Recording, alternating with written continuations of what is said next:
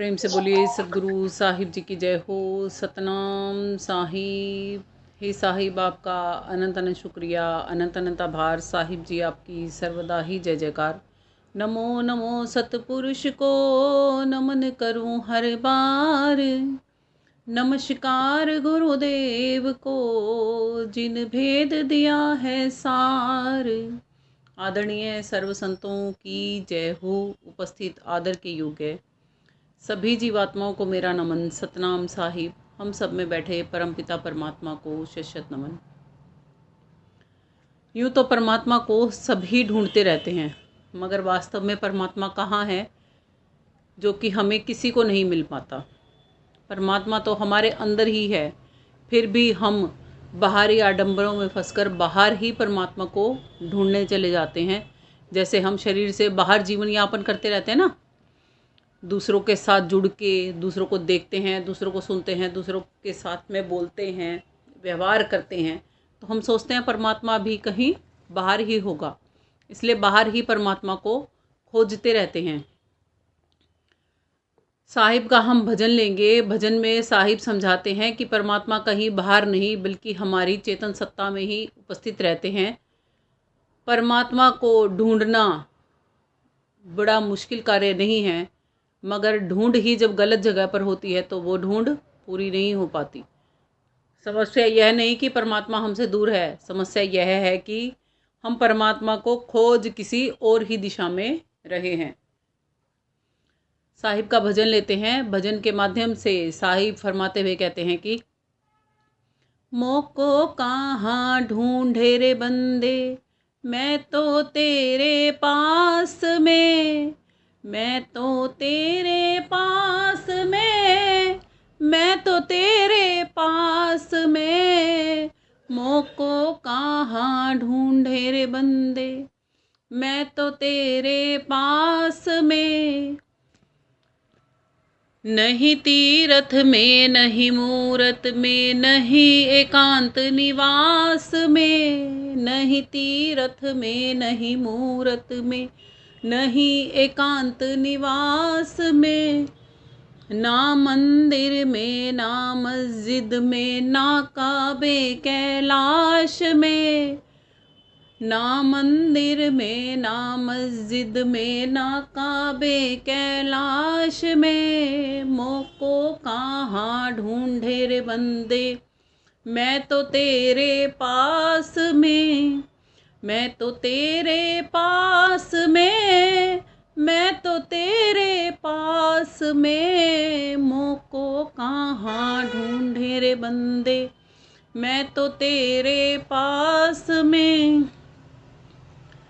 ना मैं जप में, ना मैं तप में, ना मैं व्रत उपवास में, ना मैं जप में, ना मैं तप में, ना मैं व्रत उपवास में, ना मैं क्रिया कर्म कांड में रहता, ना ही योग संन्यास में, ना मैं क्रिया कर्म कांड में रहता, ना ही योग संन्यास में, मोको कहाँ ढूंढे रे बंदे, मैं तो तेरे पास में, मैं तो तेरे पास में, मैं तो तेरे पास में, मोको कहाँ ढूंढे रे बंदे, मैं तो तेरे पास में। नहीं प्राण में, नहीं पिंड में, हो नहीं ब्रह्मांड आकाश में, नहीं प्राण में, नहीं पिंड में, नहीं ब्रह्मांड आकाश में, ना मैं त्रिकुटी भंवर गुफा में, सब श्वासों की सांस में, ना मैं त्रिकुटी भंवर गुफा में, सब श्वासों की श्वास में, मोको कहाँ ढूंढे रे बंदे, मैं तो तेरे पास में, मैं तो तेरे पास में, मैं तो तेरे पास में, मोको कहाँ ढूंढे रे बंदे, मैं तो तेरे पास में, खोजी हो तो तुरंत मिल जाऊं, पल भर की तलाश में, खोजी हो तो तुरंत मिल जाऊं, पल भर की तलाश में। कहें कबीर सुनो भाई साधो, मैं तो हूँ विश्वास में, कहें कबीर सुनो भाई साधो, मैं तो हूँ विश्वास में। मोह को कहाँ ढूंढे रे बंदे, मैं तो तेरे पास में, मैं तो तेरे पास में, मैं तो तेरे पास में। मोह को कहाँ ढूंढे रे बंदे, मैं तो तेरे पास में। क्या बताते हैं साहिब कि मुझे कहाँ ढूंढते फिरते हो बाहर, मैं तो बिल्कुल ही तेरे पास ही रहता हूँ। इस पर एक हम पहले कहानी लेते हैं कि एक साधक होता है, वो मालिक की तलाश कर रहा होता है, भटकता भटकता खोजता खोजता जीवन पर्यंत मालिक को, साहिब को, उस परमात्मा को खोजता खोजता मंदिरों में जाता है, तीर्थों में जाता है, पर्वतों में जाता है, जंगलों में जाता है, व्रत उपवास जाने क्या क्या करता है, पर मन खाली नहीं हो पाता, भटकन लगी ही रहती है।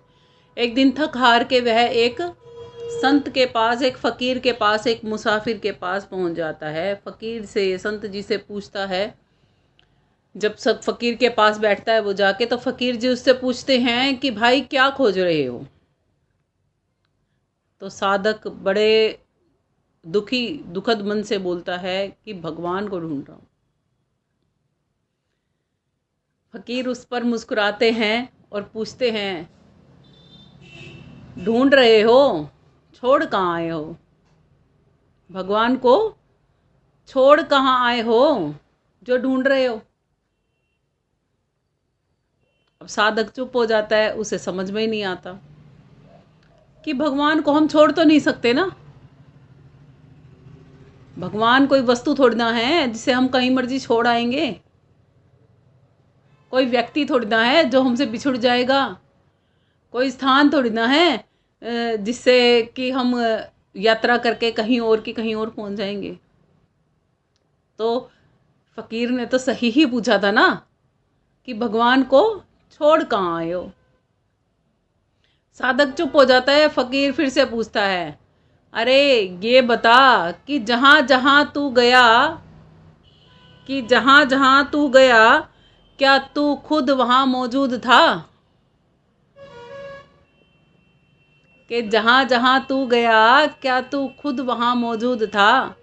अगर तू वहाँ वहाँ मौजूद था तो परमात्मा भी तो वहीं पर ही मौजूद था। अगर तू खुद वहाँ मौजूद था तो परमात्मा भी वहीं वहीं ही तो मौजूद था। फिर फकीर उसके सर पर हाथ रखते हैं और मालिक का जहूरा उसे दिखाते हैं।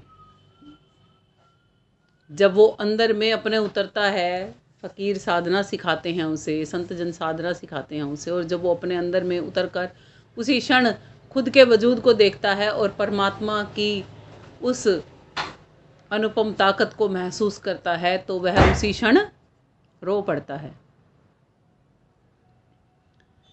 क्योंकि वह पहली बार था कि जब उसकी खोज पूरी हुई थी। अभी तक तो कहाँ ढूंढ रहा था, बाहर सब जगह ढूंढा था ना। अब क्या हुआ, कहीं गया नहीं आया, जहां था वहीं का वहीं में ही उसको पाया, वहीं पा लिया ना। तब वो खोज उसकी मिट जाती है और परमात्मा से मिलन उसका हो जाता है। वही चीज साहिब बता रहे हैं हमें भजन के माध्यम से कि मुझको कहाँ ढूंढता है बंदे, मैं तो बिल्कुल तेरे पास में हूं।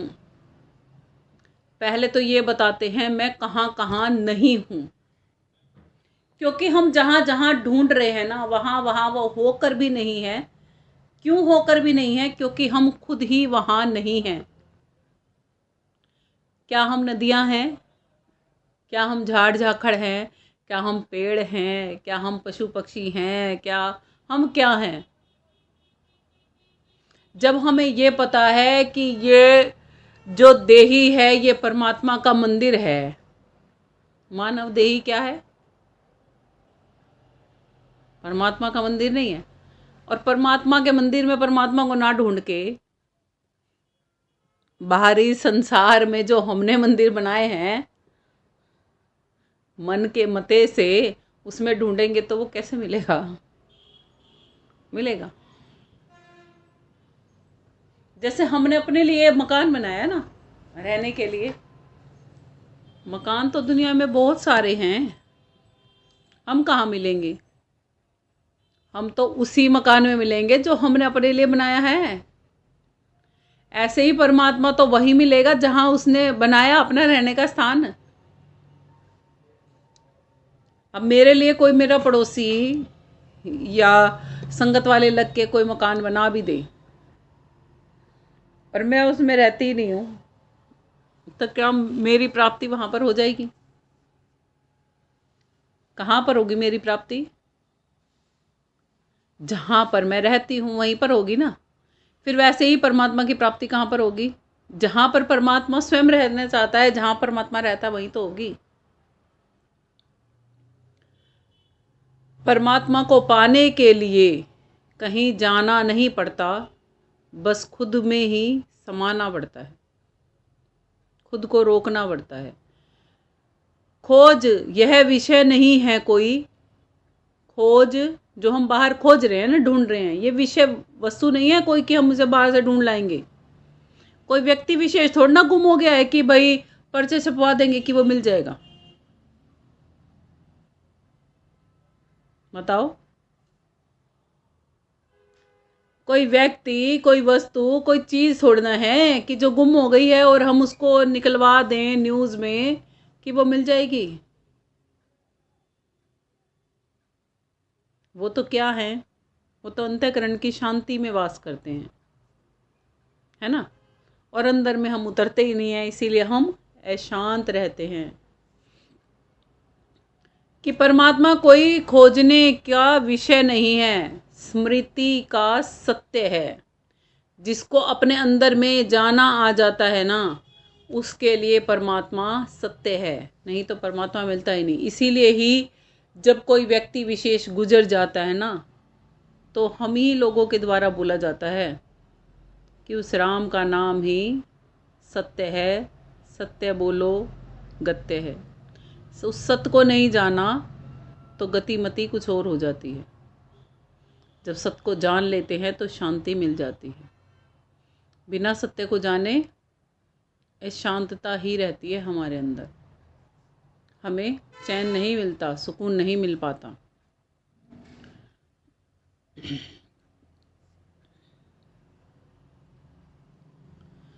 ढूंढे से राम ना मिले, बन जंगल के माही, राम तो घट घट में है बसे, प्राणी खोजत नाही। ढूंढे से तो राम ना मिले, राम नहीं जंगल माही। कहीं कहीं ढूंढते हैं ना, बाहर तो मिलेगा नहीं। राम तो घट घट में बसे, प्राणी खोजत नाही। अपने प्राण शक्ति में हम उस परमात्मा को नहीं खोजते।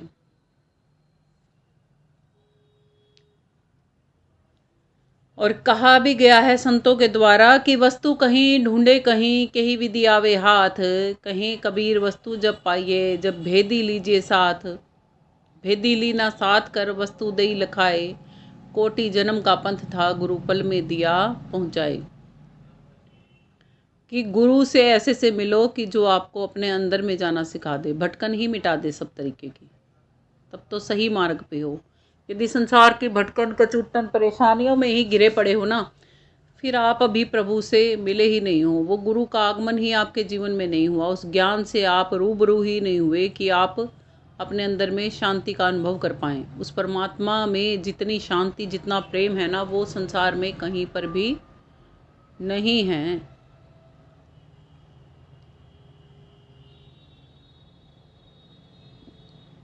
बाहर ढूंढे सो ना मिले, भीतर बसे भगवान। दादू भीतर देख ले, तज दे मिथ्या अभिमान। जो ये बड़े होने का अभिमान है ना, कुप्पा से फूले फिरते हम कि हाँ भाई हम तो भगवान को ढूंढ लेंगे, बाहर ही मिल जाएगा। कोई कहता है मैंने तो मूर्तियों में देख लिया, कोई कहता है मैंने तो इसमें देख लिया, उसमें देख लिया, मिल जाएगा। नहीं मिलेगा, वो अंदर के विश्वास से ही बाहर प्रकट होगा। जब तक अंदर विश्वास में प्रकट नहीं है तब तक वो बाहर भी प्रकट नहीं हो सकता। कहते हैं कोई फ़ायदा नहीं है इस मिथ्या मान अभिमान को पालने का। आगे साहिब कहते हैं, नहीं तीरथ में, नहीं मूरत में, नहीं एकांत निवास में, ना मंदिर में, ना मस्जिद में, ना काबे कैलाश में। अब मान लो आप पूर्ण रूप से एकांत बैठ गए योग साधना लगा के कि मैं तो परमात्मा को पालूंगा। वो योग एकांतवास वो हठ योग है। अगर आपके अंदर में शांति है ना, तो आपकी शांति अगर आप बाहर फैला नहीं पा रहे तो फिर उस शांति का फ़ायदा क्या है। एक दीपक जलाया है किसी घर में, अगर वो प्रकाश ही नहीं दे पा रहा तो फिर उस दीपक का फ़ायदा क्या है कोई फ़ायदा नहीं है ना। तो इसीलिए मालिक कहते हैं, ना ही तो मैं ऐसे कहीं तीर्थों में मिलता हूँ, ना ही किसी मूर्ति में मिलता हूँ, ना ही कोई ये सोचे ना कि मैं अकेला बैठ गया बस समाधि लगा के मेरे को भगवान मिल जाएगा। यदि भगवान के गुणगान ही नहीं गाएगा, उस दीपक को, जले हुए को, उज्जवल को, किसी को रोशन ही नहीं कर पाएगा, किसी का घट को, तो फिर क्या फ़ायदा निकलेगा उस एकांतवास का। कहते हैं इसीलिए ना ही मैं किसी मंदिर में, मस्जिद में, किसी काबे कैलाश कहीं नहीं मिलता हूँ। ईश्वर का स्थान विशेष में स्थित नहीं है। किसी विशेष जगह पर हम ढूंढने जाएंगे ना, किसी विशेष चीज़ में हम ढूंढने जाएंगे ना, तो वहाँ पर स्थित नहीं है जो उन्हें इमारतों में बांध दे। परमात्मा किसी इमारत का मोहताज थोड़ना है। परमात्मा तो जर्रे जर्रे में, कण कण में बसता है।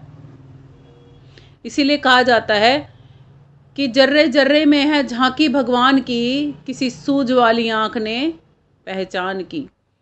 वह जो चीज़ें, जो इमारतें, जो मंदिर, मस्जिद, गिरजाघर, गुरुद्वारे हम बनाते हैं ना, वह तो परमात्मा को संकीर्ण कर देते हैं, छोटा कर देते हैं। वास्तव में तो परमात्मा विराट और असीमित है।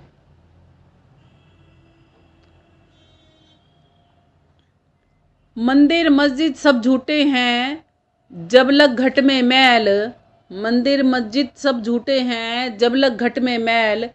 घट शुद्ध हो जा जब नाम से, प्रगट हरि तत्काल। कहते हैं नामदेव जी कि जब तक मंदिर मस्जिदों में परमात्मा को ढूंढना व्यर्थ है, जब तक आपका मन ही मैला है। मन में तो आपके हजारों विचार चलते रहते हैं, दूसरों के प्रति द्वेष इत्यादि चलता रहता है, और आप मंदिरों में जा रहे हो तो परमात्मा नहीं मिलेगा। क्योंकि मन, परमात्मा अभी आपको बताया ना, अंतःकरण में शांति में बसता है परमात्मा। जिसका अंतःकरण शांत है ना, विचलित नहीं होता, उसको कोई अच्छा बोले बुरा बोले उसको कोई फर्क नहीं पड़ता। सब मालिक की दया समझता है, मौज समझता है। वो घट शांत हो चुका होता है, प्रेम से ओतप्रोत हो चुका होता है। उस घट, शुद्ध घट में ही नाम का वो दीपक जलता है, जिससे परमात्मा तत्काल ही प्रकट होकर दिखने लग जाते हैं। तो पता लगा कहाँ मिलेगा। मन मंदिर दिल द्वारिका, काया काशी जान, 10वां द्वारा देहरा, तामे ज्योति पहचान। देख लो परमात्मा कितना निकट है और हम फिर भी कहाँ कहाँ ढूंढ रहे हैं।